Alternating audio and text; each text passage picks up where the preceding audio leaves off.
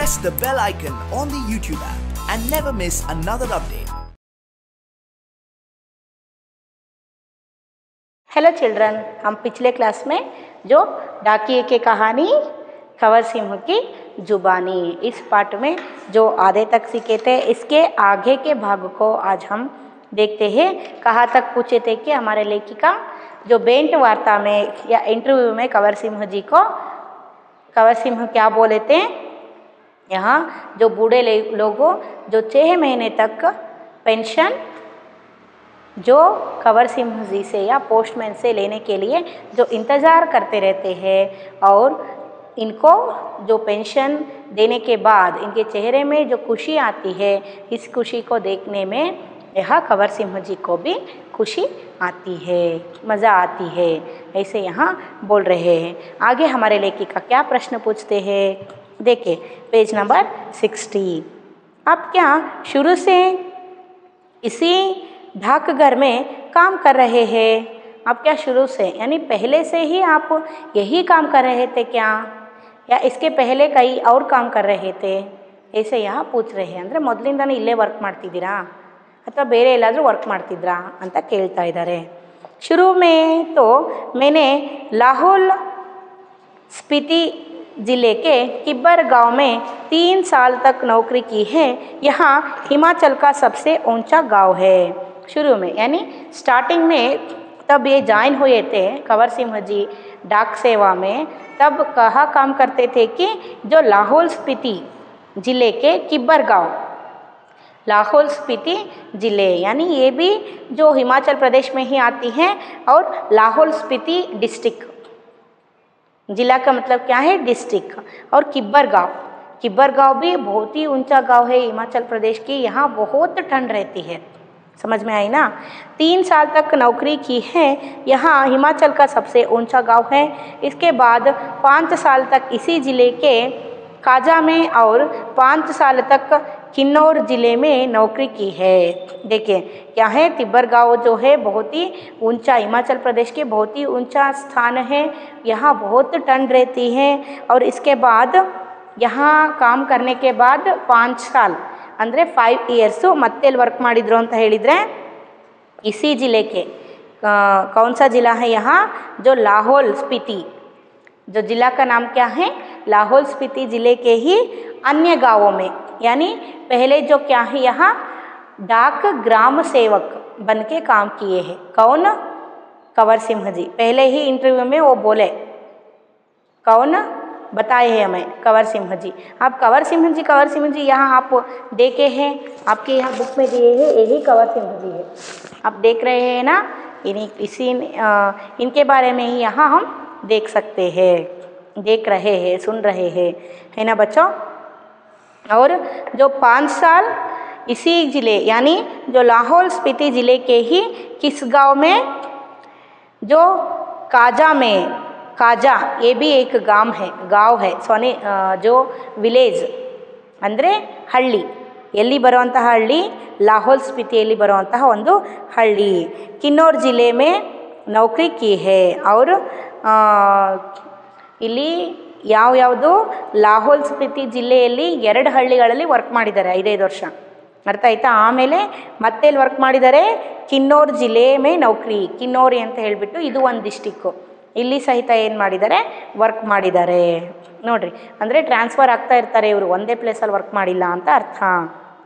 उस वक्त इन गाँव में टेलीफोन नहीं थे, बसें भी सिर्फ मुख्यालयों तक ही जाती थी। अभी भी कई ऐसे गांव हैं जहां ना तो बस जाती है और ना ही वहाँ टेलीफोन है। ऐसी जगह में ग्रामीण डाक सेवक का बहुत मान किया जाता है। देखिए यहाँ जब ये जो गांव और ज़िलों के नाम यहाँ दिए हैं, इन ज़िलों में और गांवों में टेलीफोन की व्यवस्था नहीं थी और बस के भी व्यवस्था नहीं थी। टेलीफोन रही तो भी वो कहाँ तक जाती थी, सिर्फ मुख्यालयों तक, यानी मेन ऑफिस तक, मुख्य कचೇರಿ ಅಂತ ನಾವೇನು ಹೇಳ್ತೀವಲ್ವಾ ಅಲ್ಲಿ ತನಕ ಮಾತ್ರ ಇರ್ತಿತ್ತಂತೆ। ಅದು ಬಿಟ್ಟು ಇಲ್ಲಿ ಸಬ್ ಬ್ರಾಂಚಸ್ ಅಂತ ಏನು ಹೇಳ್ತೀವಲ್ಲ ಅಲ್ಲೆಲ್ಲೂ ಇರ್ತಾ ಇದ್ದಿಲ್ವಂತೆ। और अभी तक यहाँ जाने के लिए बस की व्यवस्था नहीं है। यानी यहाँ के जो प्लेस दिए हैं इन प्लेसों में टेलीफोन की व्यवस्था भी नहीं है, ಅಂದರೆ ಫೋನಿನ ವ್ಯವಸ್ಥೆ ಇಲ್ಲ ಇಲ್ಲಿ. ಲ್ಯಾಂಡ್ಲೈನ್ ಅಂತ ಹೇಳ್ತೀವಲ್ವಾ, ಅದ್ರ ವ್ಯವಸ್ಥೆನೂ ಸಹಿತ ಇಲ್ಲಿ ಹಳ್ಳಿಗಳಲ್ಲಿ ಇಲ್ವಂತೆ. ಅವ್ರು ಬಂದು ಮೊಬೈಲ್ನಿಂದ ಒಂದು ಕಡೆ ಆಯಿತು, ಹಳ್ಳಿಗಳಲ್ಲಿ ಅಲ್ಲಿ ಬಂದುಬಿಟ್ಟು ಮಾತಾಡೋದಕ್ಕೆ ವ್ಯವಸ್ಥೆ ಸಹಿತ ಇಲ್ವಂತೆ. ಹೊರಗಡೆ ಬಂದುಬಿಟ್ಟು ಲ್ಯಾಂಡ್ಲೈನಿಂದ ಫೋನ್ ಮಾಡೋ ವ್ಯವಸ್ಥೆ ಸಹಿತ ಇಲ್ಲಿಲ್ವಂತೆ. ಯಾಕಂದರೆ ಟವರ್ ಸಿಗಲ್ಲ ಅಲ್ಲಿ ಫೋನ್ ಮಾಡಿದ್ರೂ. ಆಮೇಲೆ ಅಲ್ಲಿಗೆ ಬಂದು ವೈರ್ ವ್ಯವಸ್ಥೆಯನ್ನು ಮಾಡಿ ಫೋನ್ ಹಾಕ್ಕೊಟ್ಟು ಹೋಗೋ ಅಂಥವರು ಸಹಿತ ಇಲ್ಲ ಇಲ್ಲಿ. ಯಾಕಂದರೆ ಅಲ್ಲಿ ಪ್ಲೇಸೇ ಆ ಥರ ಇದೆ, ತುಂಬಾ ಏನಿದೆ, ಡೇಂಜರಸ್ ಪ್ಲೇಸ್ ಇದೆ ಅಲ್ಲಿ, ಹೌದಲ್ವಾ? ಹಾಗಾಗಿಬಿಟ್ಟು ಇಲ್ಲಿ ಫೋನಿನ ವ್ಯವಸ್ಥೆನೂ ಸಹಿತ ಇಲ್ಲ. ಇಂಥ ಟೈಮಲ್ಲಿ ಫೋನು ಇಲ್ಲ ಅಂತ ಹೇಳಿದರೆ, ಅಂಥ ಟೈಮಲ್ಲಿ ಮೆಸೇಜ್ಗಳನ್ನು ಕೇಳೋದು, ತಿಳ್ಕೊಳ್ಳೋದು ಇದೆಲ್ಲ ತುಂಬಾ ಕಷ್ಟ ಆಗುತ್ತಲ್ವ. ಇವಾಗಲೇ ನಮ್ಮ ಕೈಯಲ್ಲಿ ಒಂದು 10 ನಿಮಿಷ ಮೊಬೈಲ್ ಇಲ್ಲ ಅಂತ ಹೇಳಿದರೆ, ಅಯ್ಯೋ ಯಾರು ಫೋನ್ ಮಾಡಿದ್ರಪ್ಪ, ಯಾರೇನಾದರೂ ಮೆಸೇಜ್ ಕಳಿಸಿದ್ರೇನಪ್ಪ ಅಂತ ಹೇಗೆ ನೋಡ್ತಿರ್ತೀವಿ ನಾವು. ಹಾಗೆ ವರ್ಷಾನುಗಟ್ಟಲೆ ಎಷ್ಟೋ ದಿವಸದ ತನಕ ಫೋನೇ ಇಲ್ದಲೇ ಇದ್ದಾರೆ ಅಂತ ಹೇಳಿದರೆ, ಅವ್ರಿಗೆ ಏನಾದರೂ ನಡೀತಾ ಇರೋ ವಿಷಯಗಳು ಬೇರೆ ಊರಲ್ಲಿರೋಂತಹ ತಮ್ಮ ಸಂಬಂಧಿಕರುಗಳ ಬಗ್ಗೆ ಹೇಗೆ ಗೊತ್ತಾಗುತ್ತೆ, ಹೌದಲ್ವಾ? ಅಂಥ ಸಮಯದಲ್ಲಿ उन समयों में ऐसे गाँवों में ऐसे परिस्थिति रहने वाले जो गाँवों में वहाँ के लोग जो डाक सेवकों को यानी पोस्टमैनों को जो क्या करते हैं यहाँ बहुत ही सम्मान देते हैं, बहुत ही ರೆಸ್ಪೆಕ್ಟ್ देते हैं. ಇವರಿಗೆ ತುಂಬಾ ಮರ್ಯಾದೆ ಕೊಡ್ತಾರೆ, ರೆಸ್ಪೆಕ್ಟ್ ಕೊಡ್ತಾರೆ. ಯಾಕಂದರೆ ಅಂಥ ಒಂದು ಡೇಂಜರಸ್ ಪ್ಲೇಸಲ್ಲೂ ಸಹಿತ ಇವರು ಏನು ತೊಗೊಂಡೋಗಿ ಕೊಡ್ತಾ ಇದ್ದಾರೆ, ಅವರ ರಿಲೇಷನ್ಸ್ಗಳು, ಆಮೇಲೆ ಅವ್ರಿಗೆ ಬಂದಿರೋಂತಹ ಏನೇ ಒಂದು ಮೆಸೇಜ್ ಆಗಿರ್ಬೋದು, ಪಾರ್ಸೆಲ್ಸ್ ಆಗಿರ್ಬೋದು, ಅದನ್ನು ಇವರು ತೊಗೊಂಡೋಗಿ ಅವ್ರ ಮನೆ ತನಕನೇ ಹೋಗಿ ತೊಗೊಂಡೋಗಿ ಕೊಡ್ತಾ ಇದ್ದಾರೆ ಅಂದಮೇಲೆ ಇವ್ರಿಗೆ ತುಂಬಾ ಬೆಲೆ ಕೊಡ್ತಾರೆ ಅಲ್ಲಿ ಜನ ಅಂತ ಹೇಳಿಬಿಟ್ಟು ಹೇಳ್ತಿದ್ದಾರೆ. आप पहाड़ी इलाके में रहते हैं, जाहिर है डाक पहुंचाना आसान काम तो नहीं होगा. देखिए पहाड़ी इलाके में रहते हैं, मैं बोली ना हिल स्टेशन में रहते हैं. ये जो कौन, कंवर सिंह जी, हिमाचल प्रदेश पूरा जो क्या है वहाँ हिल स्टेशन है. वहाँ के आसपास के जो डिस्ट्रिक्ट में भी हम देख सकते हैं कि जो बहुत हिल स्टेशंस रहते हैं, वहाँ के रास्ते जो है बहुत ही टेढ़े मेढ़े रास्ते रहते हैं, बहुत ही खतरनाक रास्ते रहते हैं. वहाँ आप कैसे काम करते हैं, कैसे डाक सेवा करते हैं, ನೀವು ಹೇಗೆ ಅಂಥ ಡೇಂಜರಸ್ ಪ್ಲೇಸ್ಗಳಲ್ಲಿ ಲೆಟರ್ಗಳನ್ನು ತಗೊಂಡೋಗಿ ಕೊಡ್ತೀರಾ, ಪಾರ್ಸೆಲ್ಗಳನ್ನು ತಗೊಂಡೋಗಿ ಕೊಡ್ತೀರಾ, ನೀವು ಹೇಗೆ ಕೊಡ್ತೀರಾ, ಹೇಗೆ ವರ್ಕ್ ಮಾಡ್ತೀರಾ ನೀವು ಅಂತ ಕೇಳ್ತಿದ್ದಾರೆ. ಅದು ತುಂಬಾ ಕಷ್ಟದ ಕೆಲಸ, ಈಸಿ ಕೆಲಸ ಅಲ್ಲ, ಹೇಗೆ ಮಾಡ್ತೀರಾ ಅಂತ ಕೇಳ್ತಿದ್ದಾರೆ. ಹಾಂ, मुश्किलें तो आती ही है.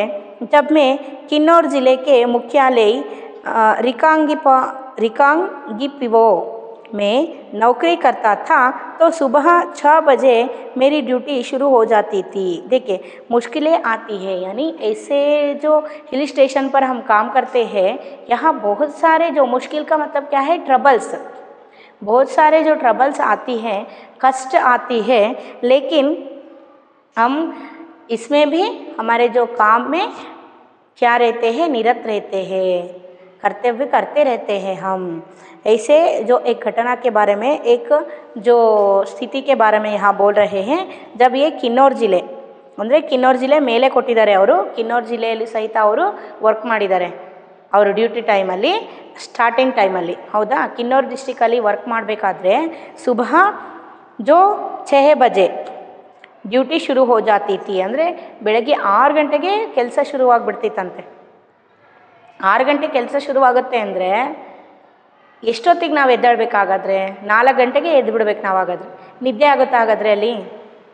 4 ಗಂಟೆ 3:15 ಎದ್ಬಿಡಬೇಕು, ಹೌದಲ್ವಾ? ಈಗ ನೀವೇ ಸ್ಕೂಲಿಗೆ ಬರ್ತಿದ್ದೀರಾ 9 ಗಂಟೆಗೆ 9:15 ಇಲ್ಲಿರಬೇಕು ಅಂದರೆ ನೀವು ಎಷ್ಟೊತ್ತಿಗೆ, ನೀವು ಆರಾಮಾಗಿ ಎದ್ಬಿಡ್ತೀರಾ ಬಿಡ್ರಿ. ಎಲ್ಲ ಪೇರೆಂಟ್ಸ್ ಎಲ್ಲ ಮಾಡಿಬಿಡ್ತಾರೆ, ನೀವು ಆರಾಮಾಗಿ ಎದ್ಬಿಡ್ತೀರ. ಎದ್ದು ಓದ್ಕೊಳ್ರಿ ಅಂತ ಹೇಳಿದ್ರೂ ಕೆಲವೊಂದು ಸಲ ಕಷ್ಟ ನಿಮಗೆ, ಅಲ್ವಾ? ನೋಡಿರಿ, ಇಲ್ಲಿ 6 ಗಂಟೆಗೆ ಕೆಲಸ, 6 ಗಂಟೆಗೆ ಸ್ಕೂಲ್ ಇಟ್ಬಿಟ್ಟಿದ್ರೆ ಏನು ಮಾಡ್ತಿದ್ರಿ ನೀವು?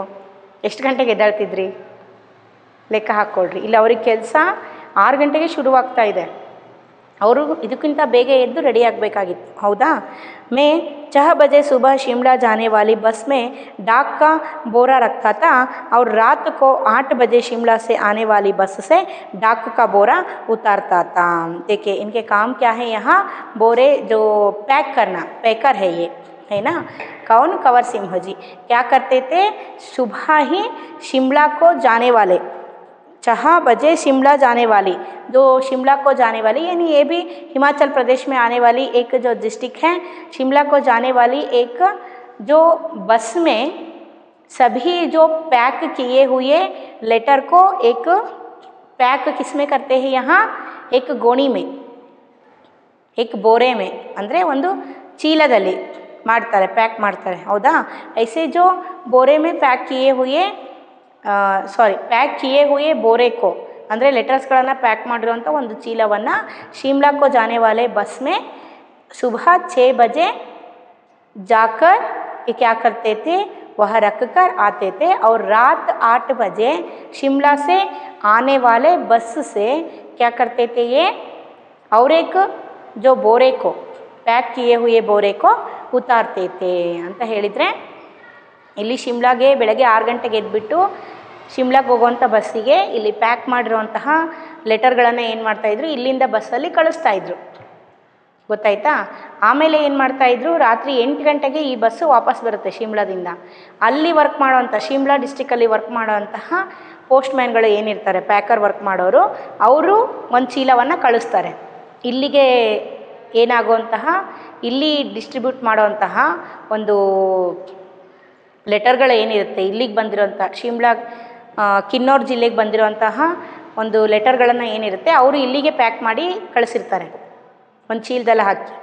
ಅವನ್ನ ಇವರೇನು ಮಾಡಬೇಕು, ಇಳಿಸ್ಕೋಬೇಕು. ಇಳಿಸ್ಕೊಂಡು ಮಾರನೇ ದಿನ ಇಲ್ಲಿ ಯಾವ್ಯಾವುದು ರಿಲೇಟೆಡ್ ಊರುಗಳಿರುತ್ತೆ ಇಲ್ಲಿಗೆಲ್ಲದನ್ನು ಕಳಿಸ್ತಾರೆ, ಹಂಚ್ತಾರೆ, ಲೆಟರ್ಗಳನ್ನು ಹೋಗಿ ಕೊಟ್ಟು ಬರ್ತಾರೆ. ಆ ಕೆಲಸವನ್ನು ಮಾಡ್ತಿದ್ರಂತೆ. बोरा उतारता था। पैकर को ये सब काम करने पड़ते हैं। किन्नौर और लाहौर स्पीति हिमाचल प्रदेश के बहुत ठंडे तथा ऊंचे ज़िले हैं। इन ज़िलों में अप्रैल महीने में भी बर्फ़बारी हो जाती है। देखिए यहाँ किन्नौर और लाहौर स्पीति हिमाचल प्रदेश के ನೋಡಿರಿ, ಪೇಕರ್ಗಳಿಗೆ ಈ ರೀತಿ ಎಲ್ಲ ವರ್ಕ್ಗಳನ್ನು ಮಾಡಬೇಕಾಗುತ್ತೆ. ಬೆಳಗ್ಗೆ 6 ಗಂಟೆ ಅಂದರೆ 6 ಗಂಟೆಗೆ ಹೋಗಿ ಇದು ಮಾಡಬೇಕು, ಬಸ್ ಎಷ್ಟೊತ್ತಿಗೆ ಬರುತ್ತೋ ಅಷ್ಟೊತ್ತಿಗೆ ಬಂದು ನಾವು ಇಳಿಸ್ಕೋಬೇಕು.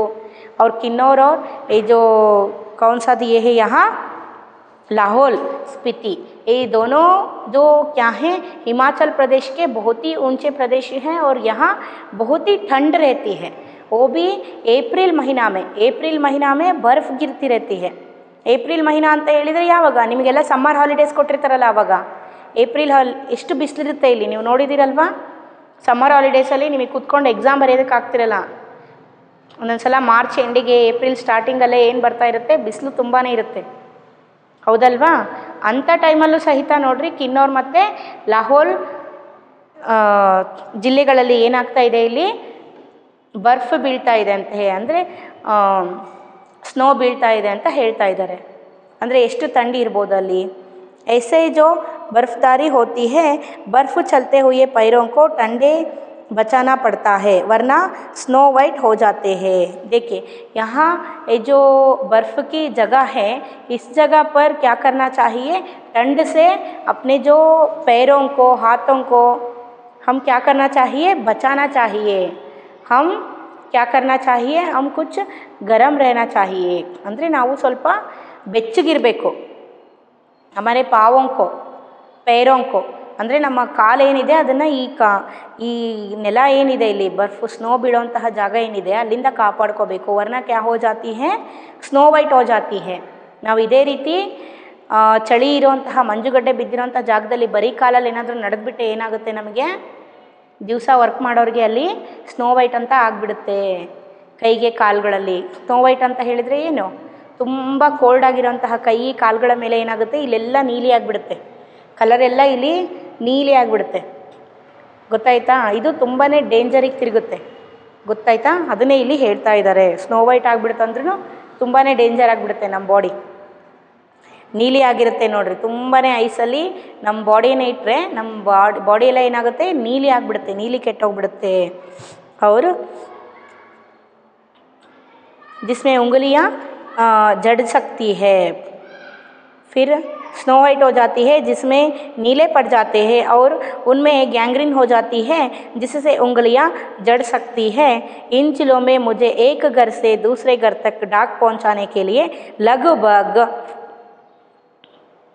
26 किलोमीटर रोज़ाना चलना पड़ता था। देखिए क्या बोल रहे हैं यहाँ, जो ऐसे जो स्नो वाइट में हम ऐसे ही कुछ जो सुविधाएं करके यानी अपने आप को सेफ्टी करके हम नहीं जाए तो हमारे जो उंगलियों पर क्या होती है, स्नो वाइट हो जाती है और पैर क्या हो जाती है, पैर में ಗ್ಯಾಂಗ್ರೀನ್ आ जाती है। ಗ್ಯಾಂಗ್ರೀನ್ ಅಂತ ಹೇಳಿದರೆ ಇದು ಒಂದು ಕಾಯಿಲೆ, ये भी एक बीमारी है। ಅಂದರೆ ಇದು ಒಂದು ಕಾಯಿಲೆ, ಇದು ಏನಾದರೂ ಆಯಿತು ಅಂತ ಹೇಳಿದರೆ, ಗ್ಯಾಂಗ್ರೀನ್ ಆಯಿತು ಅಂತ ಹೇಳಿದರೆ ಉಗುರುಗಳು ಏನು ಬೆರಳುಗಳು ಏನಿದೆ ಅದೆಲ್ಲ ಏನಾಗುತ್ತೆ, ಅದಷ್ಟಕ್ಕದೇ ಉದುರ್ಕೊಂಡು ಹೋಗ್ಬಿಡುತ್ತೆ. ಆಮೇಲೆ ಅದು ಕಾಲಿಗೆ ಸಂಬಂಧಪಟ್ಟಂತಹ ಒಂದು ಕಾಯಿಲೆ ಇದು, ಅರ್ಥ ಆಯ್ತಾ? ಕಾಲನ್ನೇ ಕಟ್ ಮಾಡೋವಂತಹ ಒಂದು ಪರಿಸ್ಥಿತಿ ಬರಬಹುದು ಗ್ಯಾಂಗ್ರೀನ್ ಆಯಿತು ಅಂತ ಹೇಳಿದರೆ, ಆಯಿತಾ? ಅದಕ್ಕೋಸ್ಕರನೇ ನೋಡಿರಿ ನೀವು ಸ್ನೋ ಇರುವಂತಹ ಪ್ಲೇಸ್ಗಳಲ್ಲಿ ಎಲ್ಲರೂ ಕಾಲಿಗೆ ಗಮ್ ಬೂಟ್ಸ್ಗಳನ್ನು ಹಾಕ್ಕೊಂಡಿರ್ತಾರೆ, ಆಮೇಲೆ ತುಂಬಾ ಸೇಫ್ಟಿಯಾಗಿರ್ತಾರೆ ಅಲ್ಲಿ ಜನ. ಈ ರೀತಿ ಪ್ರಾಬ್ಲಮ್ಗಳು ಫೇಸ್ ಮಾಡಬಾರ್ದು, ಈ ರೀತಿ ಪ್ರಾಬ್ಲಮ್ಗಳು ಬರಬಾರ್ದು ಅಂತ ಹೇಳಿಬಿಟ್ಟು ಅವರು ಸೇಫ್ಟಿಯಾಗಿ ಇರ್ತಾರೆ. ऐसे जो जगह पर यहाँ क्या है 26 ಕಿಲೋಮೀಟರ್ ರೋಜಾನ ಚಲನ ಪಡ್ತಾ ಹೇ. ಈ ರೀತಿ ಪ್ಲೇಸ್ಗಳಲ್ಲೂ ಸಹಿತ ಕವರ್ ಸಿಂಹ ಅವರು ಎಷ್ಟು 26 ಕಿಲೋಮೀಟ್ರ್ ಗಂಟಲೆ ಹೋಗಬೇಕಂತೆ ನೋಡ್ರಿ ನಡ್ಕೊಂಡು ಇಂಥ ಪ್ಲೇಸ್ಗಳಲ್ಲಿ. ಅಂದರೆ ಎಷ್ಟು ಕಷ್ಟ ಅಲ್ವಾ ಈ ಕೆಲಸ ಅಂಥ ಪ್ರದೇಶಗಳಲ್ಲಿ ಅಂತ ಹೇಳ್ತಿದ್ದಾರೆ ಇಲ್ಲಿ.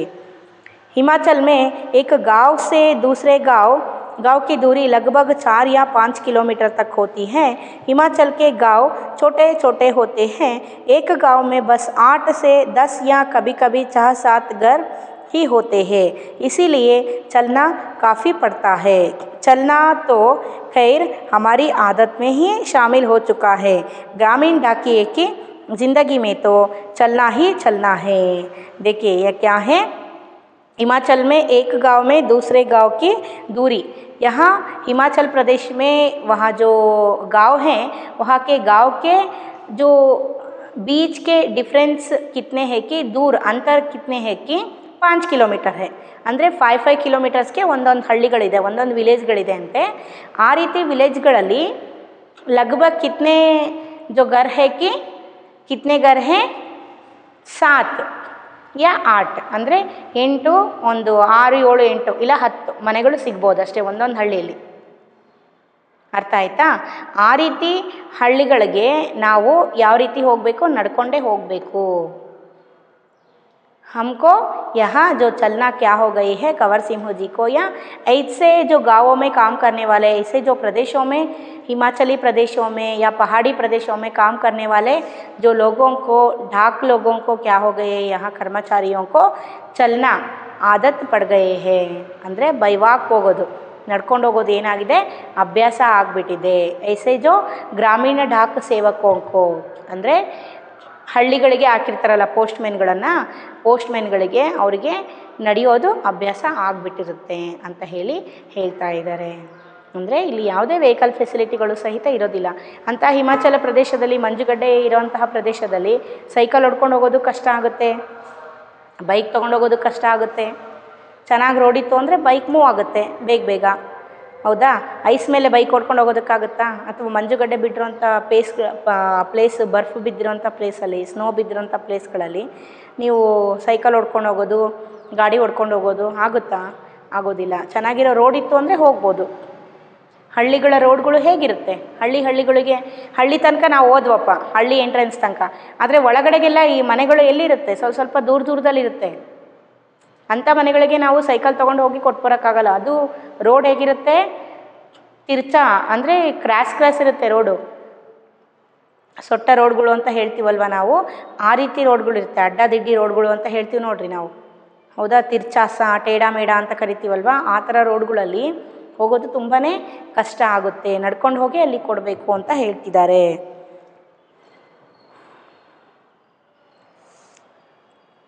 आपने बताया था कि पहले आप डाक सेवक थे, अब पैकर है, इसके आगे भी कोई प्रमोशन है क्या? देखिए यहाँ क्या है, फिर पूछते हैं हमारे जो लेखिका कौन है, हमारे जो लेखिका कौन है यहाँ, जो प्रतिमा शर्मा क्या पूछते हैं कंवर सिंह जी को, आपके जो ये जो डाकिया के जो सेवा में पहले जो ग्रामीण डाक सेवक के सेवा आती है, इसके बाद पैकर में प्रमोशन करते हैं, पैकर के बाद और कौन सा प्रमोशन आती है ಅಂತ ಕೇಳ್ತಿದ್ದಾರೆ. ಯಾವ ಪ್ರಮೋಷನ್ ಬರುತ್ತೆ ಇದಾದಮೇಲೆ?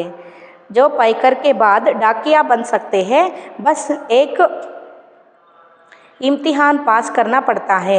अभी तो काम के हिसाब से हमारा वेतन काफ़ी कम रहता है. सारा दिन कुर्सी पर बैठकर काम करने वाले बाबू का वेतन कहीं ज़्यादा होता है. देखिए, पाइकर के बाद डाकिया बन सकते हैं, बस एक इम्तिहान पास करना पड़ता है. क्या है? पैकर के बाद, यानी पैकर करने वाले ये जो प्रमोशन के बाद हम क्या बन सकते हैं? यहाँ डाकिया बन सकते हैं. ನಾವು ಬೇರೆ ರೀತಿ ಒಂದು ಪ್ರಮೋಷನ್ ಬರುತ್ತೆ ನಮಗೆ ಅಂತ ಹೇಳ್ತಿದ್ದಾರೆ. और एक ही इम्तिहान पास करना पड़ता है ಅಂತ ಹೇಳಿದರೆ ಒಂದು ಎಕ್ಸಾಮ್ ಬರುತ್ತೆ, ಅದನ್ನು ನಾವೇನು ಮಾಡಬೇಕು? ಪಾಸ್ ಮಾಡಬೇಕು ಇಲ್ಲಿ ಅಂತ ಹೇಳ್ತಿದ್ದಾರೆ. अभी तो काम के हिसाब से हमारा वेतन काफ़ी कम रहता है. काम के हिसाब से ಅಂದರೆ ನಾವು ಮಾಡೋ ಕೆಲಸಕ್ಕೆ, ಇಷ್ಟೊಂದು ಟ್ರಬಲ್ ತೊಗೊಂಡು ಮಾಡೋವಂಥ ಕೆಲಸಕ್ಕೆ ಬರೋವಂಥ ಸಂಬಳ ಏನು ಇಲ್ಲಿ ತುಂಬಾ ಕಡಿಮೆ ಇರುತ್ತೆ, कम रहती है. और सारा दिन कुर्सी पर बैठकर काम करने वाले बाबू का वेतन कई ज़्यादा होता है. देखिए, यहाँ जो ऐसे जो खतरनाक जगह पर, इससे हमारे जो क्या है, शरीर को बहुत ही तकलीफ़ हो जाती है, हम मर भी सकते हैं, है ना. ऐसे जो तकलीफ़ों को उठाकर काम करने वाले ये जो पैकर और ग्रामीण डाक सेवकों को क्या है, यहाँ वेतन कम मिलती है, यानी सैलरी कम मिलती है. लेकिन ऑफिस पर वही बैठकर काम करने वाले, वो भी फ़ैन के नीचे बैठकर आराम से बैठकर काम करने वाले डाक सेवकों के जो वेतन क्या है, बहुत ज़्यादा रहते हैं. ಅಂದರೆ ಇಲ್ಲೇನು ಇಷ್ಟೊಂದು ಕಷ್ಟದ ಕೆಲಸ, ಹಿಲ್ ಸ್ಟೇಷನಲ್ಲೆಲ್ಲ ಹೋಗಿಬಿಟ್ಟು ಲೆಟರ್ಗಳನ್ನೆಲ್ಲ ಅಲ್ಲಿ ಹಳ್ಳಿಗಳಿಗೆ ನಡ್ಕೊಂಡು ಹೋಗಿಬಿಟ್ಟು ಕಷ್ಟಪಟ್ಟು ಕೆಲಸ ಮಾಡೋಂತಹ ಗ್ರಾಮೀಣ ಡಾಕ್ ಸೇವಕವ್ರಿಗೆ ಮತ್ತು ಪ್ಯಾಕರ್ಗಳಿಗೆ ಇರುವಂತಹ ಸಂಬಳ ತುಂಬಾ ಕಡಿಮೆ. ಆದರೆ ಆರಾಮಾಗಿ ಕೂತ್ಕೊಂಡು ಕೆಲಸ ಮಾಡ್ತಾರಲ್ಲ ಇವರು, ಇದಕ್ಕಿಂತ ಹೈ ಪೊಸಿಷನಲ್ಲಿರೋರು, ಅವ್ರಿಗೆ ಏನಿರುತ್ತೆ ಇಲ್ಲಿ ಸಂಬಳ ತುಂಬಾ ಇರುತ್ತೆ ಅಂತ ಹೇಳ್ತಿದ್ದಾರೆ. पैकर का वेतन बाबू के जितना ही हो जाता है, अब तो डाकिये की नौकरी में लगना भी बहुत मुश्किल हो चुका है. ಅಂದರೆ ನಮಗೂ ಪ್ರಮೋಷನ್ ಆಯಿತು ಅಂತ ಹೇಳಿದರೆ ನಾವು ತುಂಬ ಸಂಬಳವನ್ನು ಪಡ್ಕೋಬೋದು. ಲೇಕಿನ್ अब तो डाकिये की नौकरी में लगना भी बहुत मुश्किल हो चुका है. अब क्या है, ऐसे जो पोस्ट ऑफिस में काम मिलना भी क्या है, यहाँ बहुत मुश्किल हो गई है. ಅಂದರೆ ಇಲ್ಲಿ ಇಷ್ಟೊಂದು ಕಷ್ಟದ ಕೆಲಸಗಳನ್ನು ನಾವು ನೋಡ್ತಾ ಇದ್ದೀವಿ. ಈ ರೀತಿ ಕಷ್ಟದ ಕೆಲಸದಲ್ಲೂ ಸಹಿತ ನಾವು ಇಲ್ಲಿ ಕೆಲಸವನ್ನು ಮಾಡೋದು ಏನಾಗ್ತಾ ಇದೆ, ಇಲ್ಲಿ ಕೆಲಸಕ್ಕೆ ಸೇರಿಸ್ಕೊಳ್ತಾ ಇರೋದು ಕಡಿಮೆ ಆಗ್ತಾ ಇದೆ. ಅಂದರೆ ಯಾರೂ ಇಲ್ಲಿ ಏನು ಮಾಡ್ಕೊಳ್ತಾ ಇಲ್ಲ, ಕೆಲಸಕ್ಕೆ ಸೇರಿಸ್ಕೊಳ್ತಾ ಇಲ್ಲ ಅಂತ ಹೇಳ್ತಿದ್ದಾರೆ ಪೋಸ್ಟ್ ಆಫೀಸಲ್ಲಿ. ಯಾಕೆ ಕೆಲಸಕ್ಕೆ ಸೇರಿಸ್ಕೊಳ್ತಾ ಇಲ್ಲ? ಕ್ಯೋಂಕಿ हमें से जितने डाकिये रिटायर हो चुके हैं, उनकी जगह नए डाकियों को नहीं रखा जा रहा है. इससे पुराने डाकियों पर काम का बोझ दिन प्रतिदिन बढ़ता ही जा रहा है. ना जाने आने वाला समय कैसा होगा. देखिए, यहाँ जो डाकिये की जो सेवा में जो रिटायर हो रहे हैं लोग, यहाँ के कर्मचारी या वो रिटायर्ड हो रहे हैं, वो रिटायर्ड होने के बाद इनके जगह नए कर्मचारियों को, डाक सेवकों को नहीं ले रहे हैं. क्योंकि अब जो डाक सेवा में जो काम भी क्या हो गए हैं, कम हो चुके हैं. क्योंकि आधुनिक साधनाओं के जो पीछे हमारे जो लोग भाग रहे हैं, है ना. ಅಂದರೆ ಏನು ಹೇಳ್ತಾ ಇದ್ದಾರೆ ಇಲ್ಲಿ, ಯಾರ್ಯಾರು ರಿಟೈರ್ಡ್ ಆಗ್ತಾ ಇದ್ದಾರೆ, ಈ ಪೋಸ್ಟ್ ಆಫೀಸಲ್ಲಿ ಯಾರ್ಯಾರು ರಿಟೈರ್ಡ್ ಆಗ್ತಾ ಇದ್ದಾರೆ, ಅವ್ರ ಪ್ಲೇಸಲ್ಲಿ ಹೊಸ ವರ್ಕರ್ಸ್ಗಳನ್ನು ತಗೊಳ್ತಾ ಇಲ್ಲ. ಯಾಕೆ ತಗೊಳ್ತಾ ಇಲ್ಲ ಅಂತ ಹೇಳಿದರೆ, ಇಲ್ಲಿ ವರ್ಕು ತುಂಬಾ ಕಡಿಮೆ ಆಗ್ತಾ ಇದೆ ಬರ್ತಾ. ಯಾಕೆ ಕಡಿಮೆ ಆಗ್ತಾ ಇದೆ ಅಂತ ಹೇಳಿದರೆ, ಲೆಟರ್ ಬರೆಯೋರು ಕಡಿಮೆ ಆಗ್ತಾ ಇದ್ದಾರೆ, ಪೋಸ್ಟ್ ಆಫೀಸಿನ ಮೂಲಕ ಇಲ್ಲಿ ಪಾರ್ಸೆಲ್ಗಳನ್ನು ಕಳಿಸೋರು ಕಡಿಮೆ ಆಗ್ತಾ ಇದ್ದಾರೆ, ಹೌದಲ್ವಾ. ಹಾಗಾಗಿಬಿಟ್ಟು ಇಲ್ಲಿ ಏನಾಗ್ತಾ ಇದೆ, ವರ್ಕು ಕಡಿಮೆ ಆಗ್ತಾ ಇದೆ. ಹಾಗಾಗಿ ವರ್ಕ್ ಕಡಿಮೆ ಇದೆ ಅಂದರೆ ವರ್ಕರ್ಸ್ಗಳನ್ನು ಯಾಕೆ ತಗೊಳ್ತಾರೆ? ವರ್ಕ್ ಜಾಸ್ತಿ ಇದೆ ಅಂತ ಹೇಳಿದಾಗ ಎಕ್ಸ್ಟ್ರಾ ವರ್ಕರ್ಸ್ಗಳು ಬೇಕಾಗ್ತಾರೆ, ಹೌದಲ್ವಾ? ಅದನ್ನೇ ಹೇಳ್ತಾ ಇದ್ದಾರೆ ಇಲ್ಲಿ. ऐसे जो काम आती है उन कामों को यहाँ जो पुराने जो कर्मचारियाँ हैं वो उन कर्मचारियों को यहाँ काम करने के लिए दे रहे हैं, वही काम समाप्त हो जाती है, इसलिए वो क्या कर रहे हैं, बाहर के नए लोगों को, नए कर्मचारियों को या नए वर्कर्स को यहाँ पोस्ट ऑफिस में नहीं ले रहे हैं। ना जाने आगे क्या क्या हो जाती है. ಎಲ್ಲ ಕೆಲಸಗಳನ್ನು ಇವ್ರು ಹಳೋ ಬ್ರೈನ್ ಇರ್ತಾರೆ ವರ್ಕ್ ಮಾಡೋರು, ಅವರೇ ನೋಡ್ಕೋಬೇಕು. ಇವ್ರು ಎಲ್ಲ ರೀತಿ ವರ್ಕ್ಗಳನ್ನು ಮಾಡಬೇಕಿಲ್ಲಿ. ಅರ್ಥ ಆಯ್ತಾ ಅಂತ ಹೇಳಿ ಇಲ್ಲಿ ಹೇಳ್ತಾ ಇದ್ದಾರೆ. ಮುಂದೆ ಏನೇನಾಗುತ್ತೋ ಗೊತ್ತಿಲ್ಲ. ಇದು ಸಹಿತ ಸ್ಟಾಪ್ ಆಗಿ ಇಲ್ಲಿರೋ ಎಲ್ಲ ವರ್ಕರ್ಸ್ಗೂ ಈ ಯಾರ್ಯಾರು ವರ್ಕ್ ಮಾಡ್ತಾ ಇದ್ದಾರೆ ಅದು ಸಹಿತ ನಿಲ್ಲಾಗಿ ಈ ಕೆಲಸನೂ ಹೋಗ್ಬೋದು ಅನ್ನೋ ಅರ್ಥದಲ್ಲಿ ಹೇಳ್ತಾ ಇದ್ದಾರೆ. ಹೌದಲ್ವಾ? ಇದೇ ರೀತಿ ಟೆಕ್ನಾಲಜಿ ಮುಂದುವರಿತಾ ಹೋಯಿತು ಅಂತ ಹೇಳಿದರೆ ಪೋಸ್ಟ್ ಆಫೀಸಿಂದ ಏನಾಗುತ್ತೆ, ಇಲ್ಲಿ ವ್ಯವಸ್ಥೆನೂ ಸಹಿತ ನಮಗೆ ಸಿಗದೇ ಇರ್ಬೋದು. ಅಲ್ಲಿ ಈಗೇನು ಪ್ರೆಸೆಂಟ್ ವರ್ಕ್ ಮಾಡ್ತಾ ಇದ್ದಾರೆ ಇವಾಗಲೇ ವರ್ಕರ್ಸ್ನ ತೊಗೊಳ್ತಾ ಇಲ್ಲ ಹೊಸದಾಗಿ.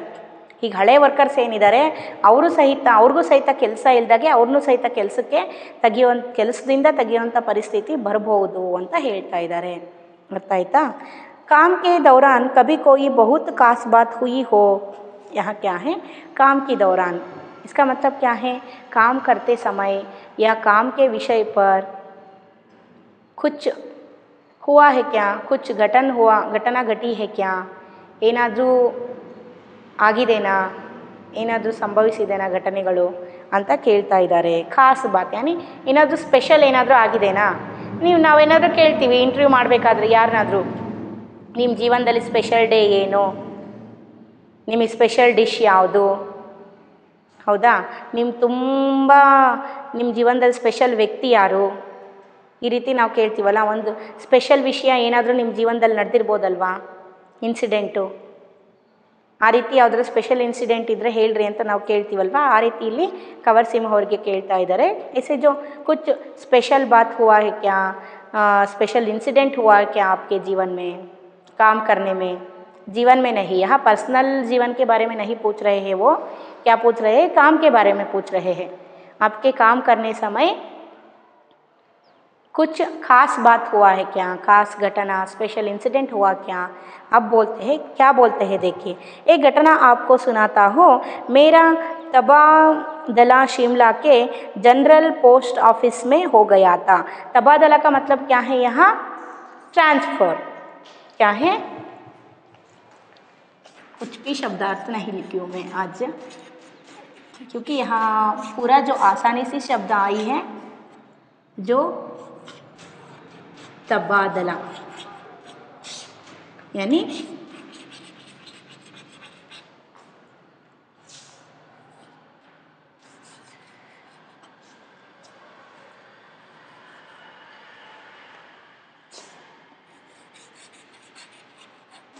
ट्रांसफ़र क्या हो गई यहाँ, जो ट्रांसफ़र क्या हो गई यहाँ, जो शिमला के जनरल पोस्ट ऑफिस में हो गया था. यानी जो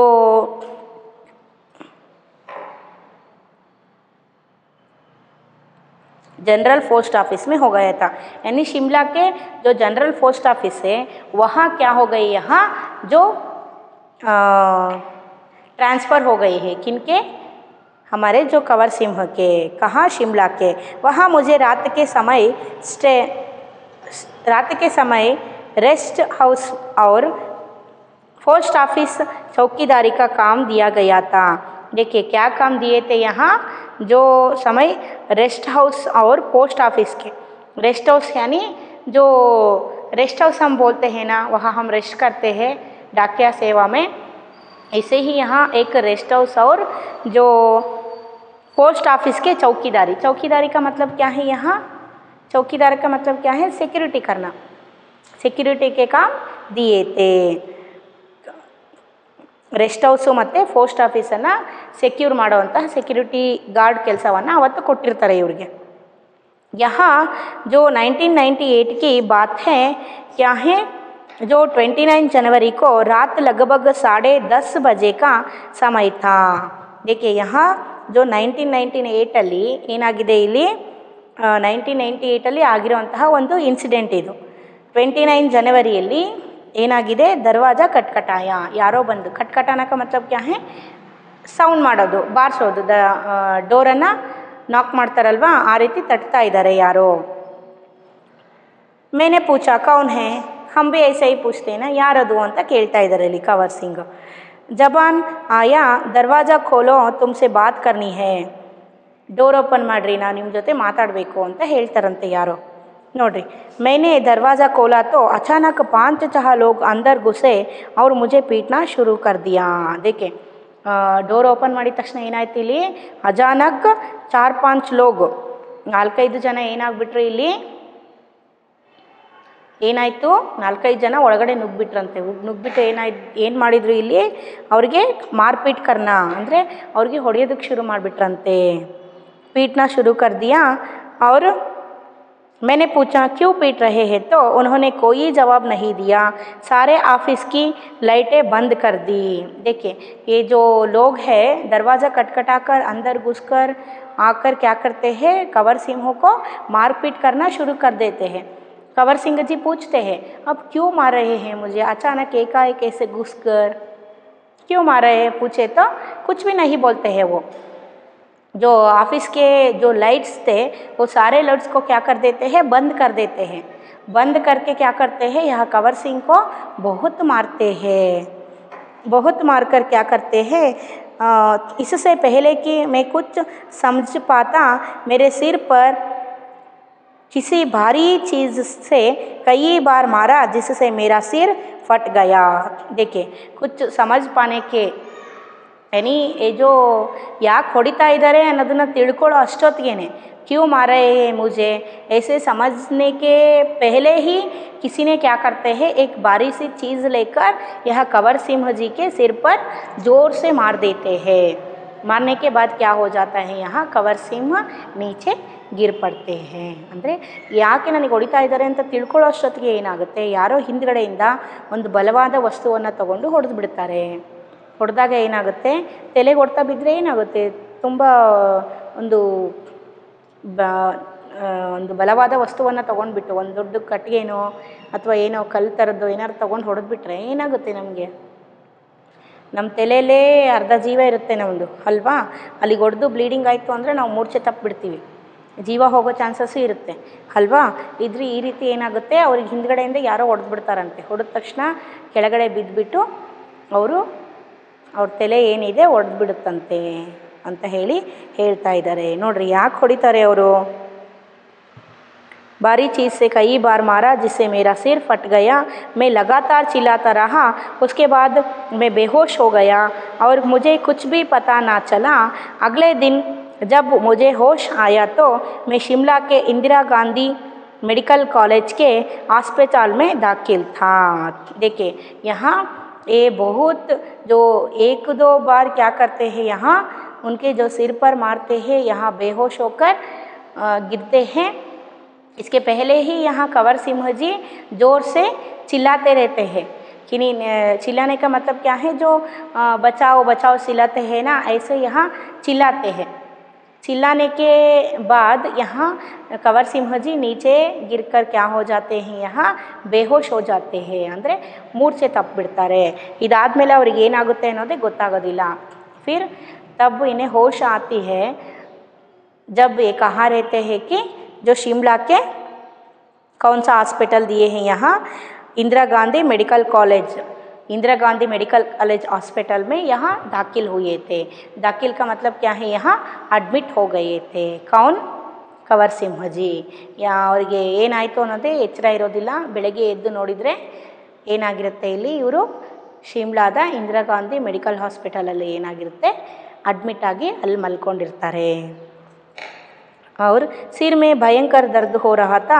उन दिनों मेरा जो 17 साल का बेटा मेरे साथ ही रहता था, उसी से पता चला कि मेरे चिल्लाने की आवाज़ सुनकर लड़का और ऑफिस के दूसरे लोग जो नज़दीक ही रहते थे दरवाज़ों के शीशे तोड़कर अंदर आए और मुझे हॉस्पिटल पहुंचाया. देखिए, जो उस समय उन दिनों में मेरा जो यहाँ दिए हैं 17 साल का बेटा, 17 साल का बेटा यहाँ कंवर सिंह जी के 17 साल का बेटा यहाँ कंवर सिंह जी के साथ ही रहता था और मेरे साथ ही रहता था। उसी से पता चला कि मेरे चिल्लाने की आवाज़ सुनकर, यहाँ कंवर सिंह जी ज़ोर से चिल्लाते रहते हैं ना रात में, वो जो गुंडा लोग आकर यहाँ कंवर सिंह जी को मारते समय कंवर सिंह जी ಚಿಲ್ಲಾತೆ रहते हैं, ಕೂಗ್ತಿರ್ತಾರಲ್ವಾ, ಅದನ್ನು ಇವರು ಮೂರ್ಛೆ ತಪ್ಪಿ ಬಿದ್ದ ಮೇಲೆ ಅಕ್ಕಪಕ್ಕದಲ್ಲಿರೋರು ಯಾರೋ ಕೇಳಿಸ್ಕೊಂಡಿರ್ತಾರೆ. वो क्या करते हैं यहाँ,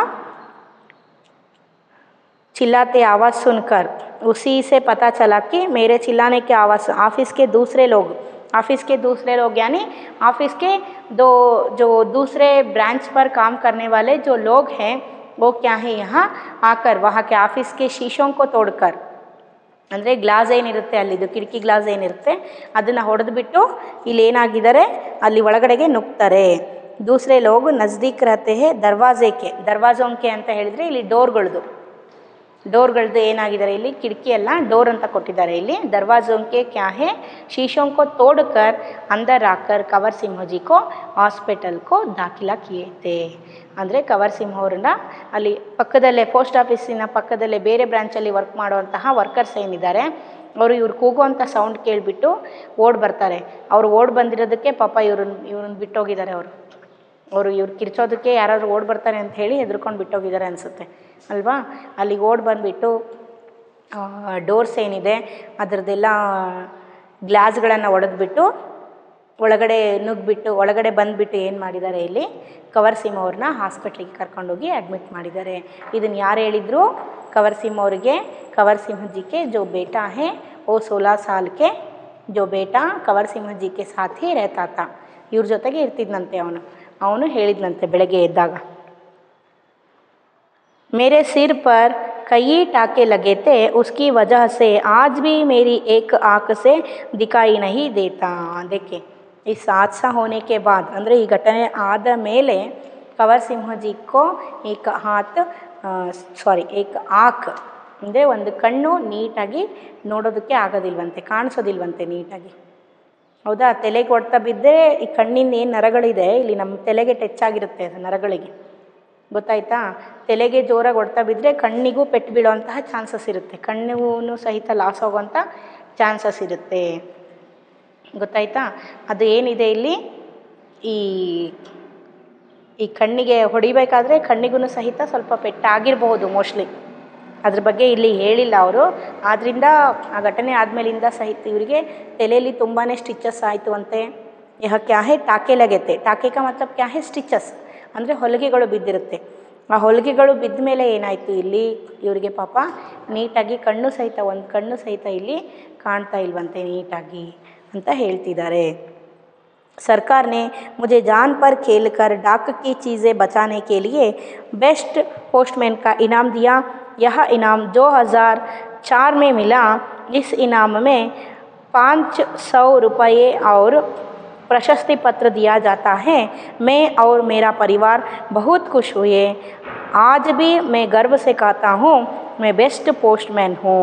देखिए सरकार ने मुझे इस आस्था होने के बाद, ये घटना होने के बाद कंवर सिंह जी को सरकार ने बेस्ट पोस्टमैन के अवार्ड दिए हैं, क्योंकि ये जो अपने जान पे खेल कर यहाँ पोस्ट के जो वस्तुओं को बचाए हैं. ಅಂದರೆ ತಮ್ಮ ಪ್ರಾಣವನ್ನು ಪಣಕ್ಕೆ ಇಟ್ಬಿಟ್ಟು ಏನು ಮಾಡಿದ್ದಾರೆ ಇಲ್ಲಿ ಪೋಸ್ಟ್ಗೆ ಜೋ ಡಾಕಿ ಚೀಸೋಂಕೋ ಅಂದರೆ ಪೋಸ್ಟಿನ ಕೆಲವೊಂದು ತುಂಬಾ ಬೆಲೆ ಬಾಳುವಂಥ ವಸ್ತುಗಳನ್ನು ಏನು ಮಾಡಿದ್ದಾರೆ ಇಲ್ಲಿ ಕಾಪಾಡಿದ್ದಾರೆ. ಅವರು ಕಾಪಾಡಿ ಅಂತ ಕಿರ್ಚಿದ್ದಕ್ಕೆ ಅವತ್ತು ಅವ್ರು ಅದನ್ನು ಸೆಕ್ಯೂರಿಟಿ ಗಾರ್ಡ್ ಆಗಿದ್ದರು, ಹೌದಲ್ವಾ. ಅವತ್ತು ಸೆಕ್ಯೂರಿಟಿ ಗಾರ್ಡ್ ಆಗಿದ್ದಕ್ಕೇ ಇವ್ರು ಹೊಡಿಗೆ ಬಂದಾಗ ಕಿರ್ಸಿದ್ದಾರೆ. ಅದಕ್ಕೋಸ್ಕರ ಪಕ್ಕದವ್ರಿಗೆ ಗೊತ್ತಾಗಿ ಬೇರೆ ವರ್ಕರ್ಸ್ ಬರೋ ಅಷ್ಟೊತ್ತಿಗೆ ಅವ್ರು ಎಸ್ಕೇಪ್ ಆಗಿದ್ದಾರೆ, ಗೊತ್ತಾಯ್ತಾ. ಏನು ತೊಗೊಂಡೋಗಿಲ್ಲ ಇವ್ರು ಕಿರ್ಚಿರೋದಕ್ಕೆ, ಅವರಿಗೆ ಬೇರೆಯವ್ರು ಬರ್ತಾರೆ ಅನ್ನೋ ಹೆದರಿಕೆಗೆ ಇವರು ಅಲ್ಲಿಂದ ಓಡೋಗಿದ್ದಾರೆ, ಹೌದಲ್ವಾ. ಹಾಗಾಗಿ ಇವ್ರು ಏನು ಮಾಡಿದರು, ಇದೆಲ್ಲ ಸೇವೆಯನ್ನು ಮಾಡಿದ್ದಾರೆ. ಇಷ್ಟೊಂದು ತನ್ನ ಪ್ರಾಣವನ್ನು ಬಲಿ ಇಟ್ಬಿಟ್ಟು ಪೋಸ್ಟಿನ ಕೆಲವೊಂದು ಮುಖ್ಯವಾದ ವಸ್ತುಗಳನ್ನು ಕಾಪಾಡಿದ್ದಾರೆ ಅಂತ ಹೇಳಿಬಿಟ್ಟು ಗೌರ್ಮೆಂಟು ಕಂವರ್ ಸಿಂಹ ಅವ್ರಿಗೆ ಏನು ಮಾಡಿದ್ದಾರೆ ಇಲ್ಲಿ ಬೆಸ್ಟ್ ಪೋಸ್ಟ್ಮ್ಯಾನ್ ಅಂತ ಹೇಳಿಬಿಟ್ಟು ಅವಾರ್ಡ್ ಕೊಟ್ಟಿದ್ದಾರೆ. ಯಾವಾಗ 2004 ಮೇ ಅಂದರೆ 2004ರಲ್ಲಿ ಈ ಅವಾರ್ಡನ್ನು ಕೊಟ್ಟಿದ್ದಾರೆ. ಆ ಘಟನೆ ಆಗಿ ಎಷ್ಟು ವರ್ಷಕ್ಕೆ ಕೊಟ್ಟಿದ್ದಾರೆ ಇದನ್ನು? 6 ವರ್ಷಕ್ಕೆ ಈ ಅವಾರ್ಡನ್ನು ಕೊಟ್ಟಿದ್ದಾರೆ ನೋಡಿರಿ. 6 ವರ್ಷದ ತನಕ ಬೇಕಾಯಿತು ಅವರಿಗೆ ಆ ಅವಾರ್ಡ್ ಕೊಡೋದಕ್ಕೆ, ಗೌರ್ಮೆಂಟ್ ಅವರಿಗೆ.